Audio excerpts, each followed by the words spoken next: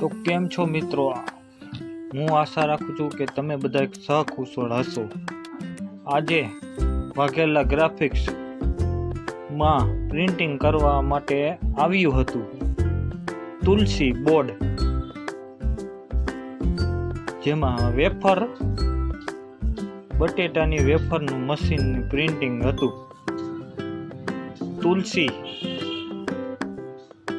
કેટેસ વાળાનું સિઝન માટેનો ધંધો છે.